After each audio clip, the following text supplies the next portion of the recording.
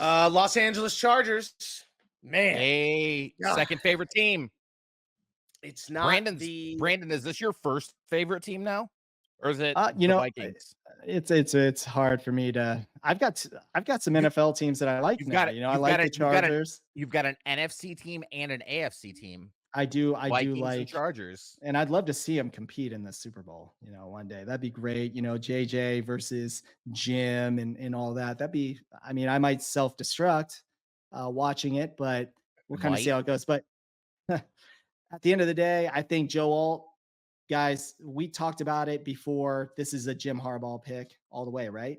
Joe Alt? Correct. 100%. I mean, literally, 100%. I said, like road graders, this will be the best tackle duo in the NFL by next year. Yeah. And Rashawn Slater and Joe Alt. Hands down. You could flip Slater to right tackle. Justin Herbert will be on an all-pro team next year with the efficiency, because people are worried about the level, like the actual attempts. Sometimes less is more. When you have a power offense with an arm like that, this man is going to be extremely efficient. And there'll be a committee, run game, by the way, out of the backfield. Depending on what really goes down with J.K. Dobbins, they're going to have 2 or 3 guys that they're going to try to run the football with. Bringing in Ladd McConkey on day 2 is where they really hit the home run. In my opinion, you're getting a guy. That's the Keenan Allen replacement. That's the Keenan Allen replacement. The technician route runner, always getting the first down on a 3rd and 7. This is the guy that we just cleared $20 million in cap space, and we brought in someone that has the potential to be the exact. And when he catches you napping, he'll take the top off. Like he can get behind a secondary, make plays in that way. And then Junior Colson, the linebacker from Michigan, a lot of people were speculating that would be the pick for these guys. As soon as they got close enough to that, they expected him to be one of the linebackers. I'll tell you what, I know Jim knows that dude has heart. That's the reason why he took him. He was the centerpiece of one of the greatest college football defenses I've ever seen. And I'll tell you what the Chargers defense has been missing for a few years. It's heart. Giving up a 29-point lead in the playoffs when you got a guy like Junior Colson in the middle, he's going to get in people's faces, and hopefully he gets the fire lit under those guys' axes. So I hope he brings exactly what Jim thinks he's going to. No, absolutely. He's a good coverage linebacker as well too. So you're getting that. And remember, this is that same Michigan defense, that Mike McDonald style that you're getting out of Jesse Minter. And you're getting a hell of a defensive coordinator for the Los Angeles Chargers. I'm going to tell you right now, they're going to flip the script in a hurry on defense. You're going to see a whole different level of things going on defensively. And they are going to really, I believe this wholeheartedly as they build this thing. And I think it'll happen quicker than most people might imagine. They are really going to start to compete with Patrick Mahomes, give him more of a hard time. I think this is the team. This is the coaching staff that will do it. They will be the ones to finally go toe to toe. Some say I'm a betting man, Brandon. And if there was a guy that I was going to bet that had amazing odds for Defensive Player of the Year next year because of someone coming in and unlocking the skill set that we've all seen, it's Derwin James. Yeah, that box safety role. I get real excited when I think about it. I get real excited because he'll be able to do so much with that dude. I can't wait to see it. I will tune in just to watch the Chargers. And listen, they didn't have a huge fan base. Well, other than the San Diego, the people who are still tried and true to the Chargers team, baby. Right. They're getting a lot more though. Like the Michigan fan base will watch just because Jim is there and most of their coaching staff, and they're going to want to watch this team. So it's going to be interesting to see what this looks like over the next couple of years. I can't wait. Absolutely. It wouldn't be, a test without bringing up, he who shall not be named in the 6th round. Brendan Rice at USC. We talked about him in the pre-show. I gave him the Nico Collins. Oh my God. Hey, listen, I'm just saying, I gave him the Nico Collins comparison, and that this is exactly what we said. If he ends up with a top quarterback that can push the ball downfield, you could see a successful skill set. I'm not coming in saying he's going to be the number 1 wide receiver, but next to Ladd McConkey and next to who was their first round pick last Johnston. year? Johnston. Johnson. Thank Johnston. you. Johnson. I could see him catching some balls downfield, even as the fourth wide receiver. We saw what they used to do with Jalen Guyton a few years ago. This guy, he's going to catch some big balls this year. Is he going to catch some big balls to the face? I knew that was coming, man. This one was a wait and see. We weren't really sure where the Raiders were going to go here. They have a lot of different types of needs. They went and brought in Gardner Minshew. AJ McConnell, he showed some flashes as a possible maybe starter in the NFL. So were they going to move up for Michael Penix? We'll see. Michael Penix, we a lot of people had them moving up, going for them. He fit the style that they were going for. And the Raiders last year, they spent a second-round pick on Michael Mayer, who towards the end of the year started showing flashes of being able to do something in the NFL. Yeah. And then, bam, Brock Bowers sitting there at 13, maybe a top 5 prospect in this draft. Yeah. Was this generational?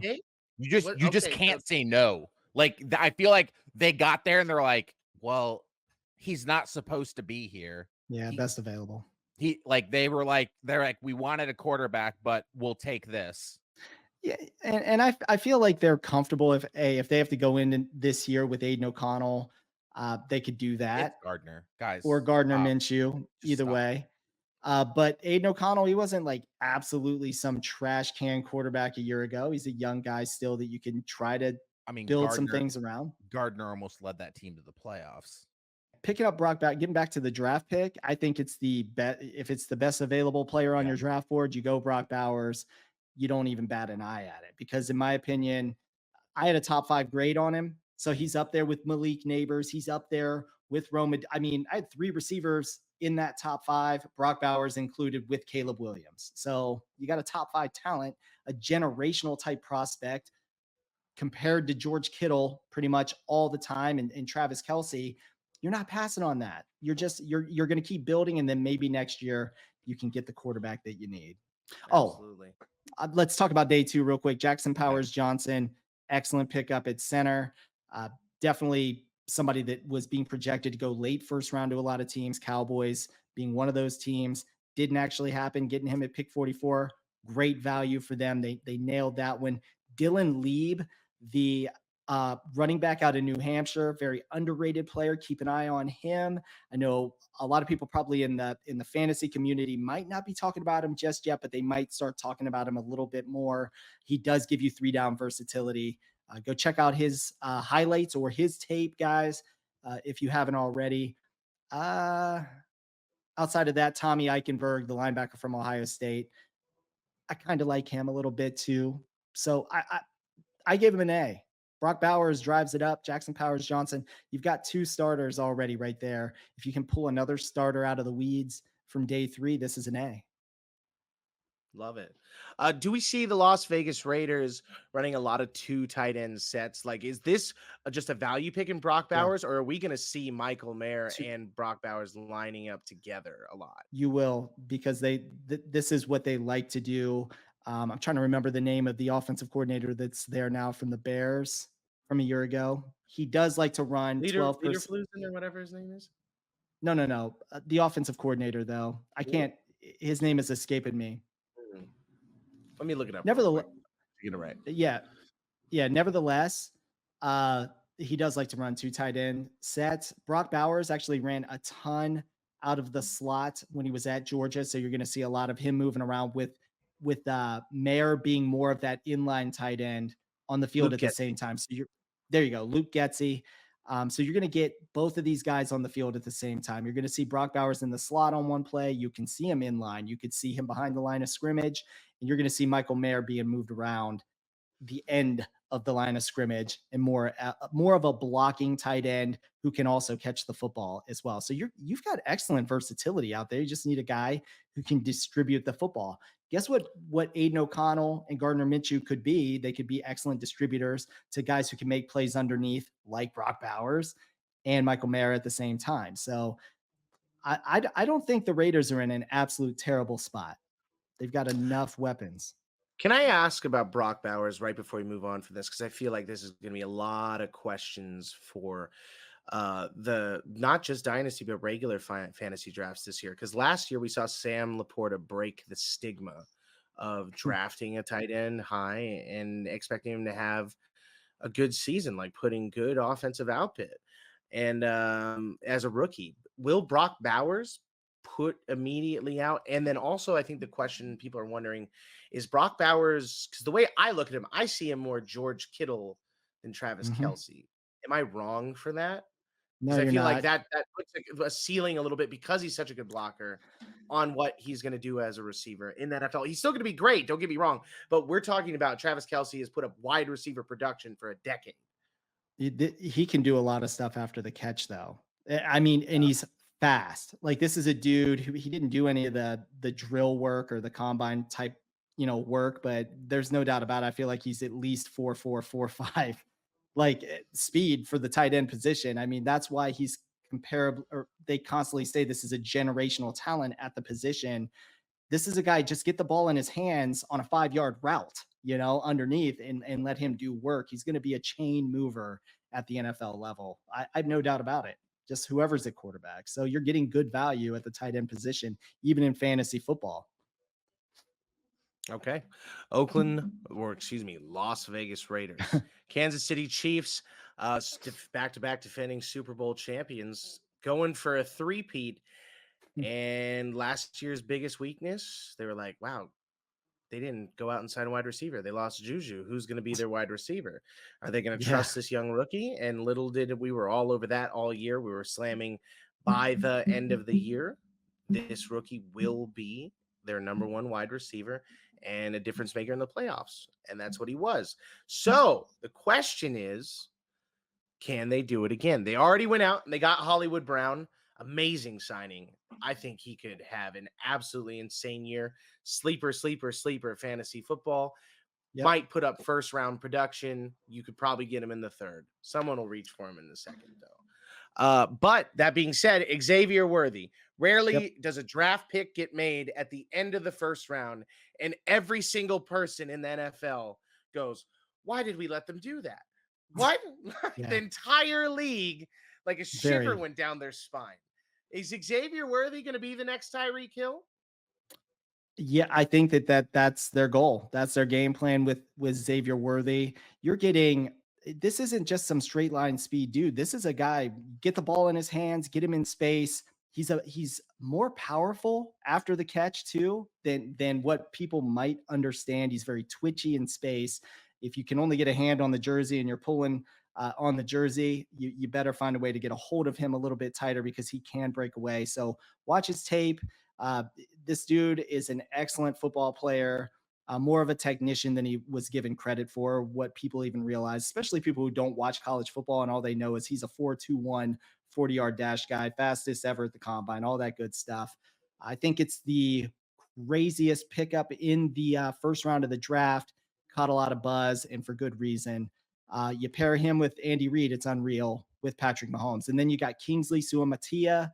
This dude is an excellent pickup for them. This is obviously Andy Reid's alma mater. This is a guy that, he's probably had his eyes on for a long time. Very physical tackle. And again, what do? You got to get the guys that to build around Patrick Mahomes, similarly to the other quarterbacks that I was talking about. I think that the Chiefs have done an excellent job even without high-level players at receiver, for example. But now, going into the draft and grabbing a guy like Kingsley Suamataia, getting him for the offensive tackle position is huge. And then you go to day 3, throw it out there real quick.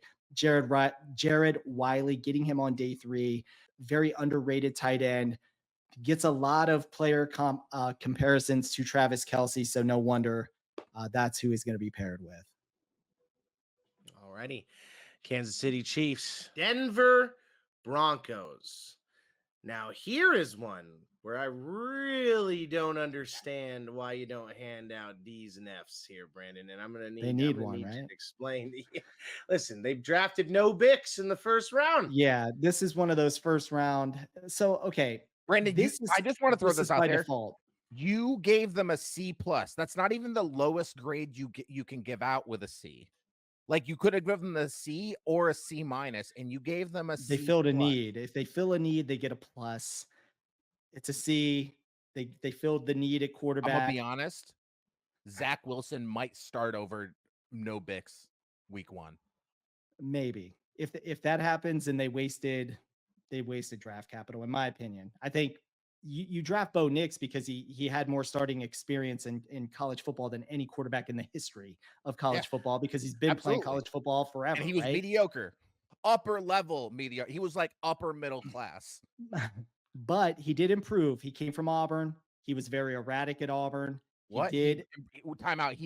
He improved from play. He would go week in, week out playing some of the best defenses in college football. Then he went to the Pac-12. No offense, that doesn't exist anymore. And all of a sudden he improved.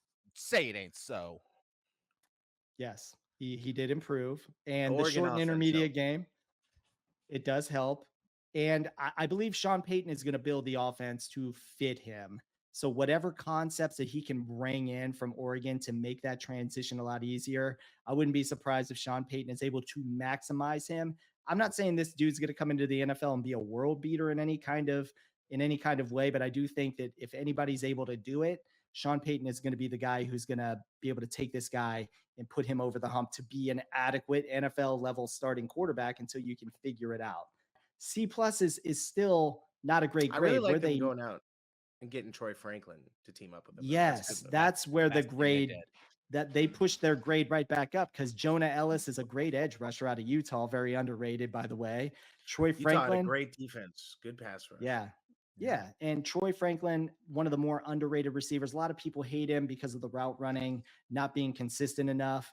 Had a terrible gauntlet at the combine. Everybody likes to point out how he weaves in and out on the gauntlet. And it was just one of the most ugly gauntlet drills, by the way.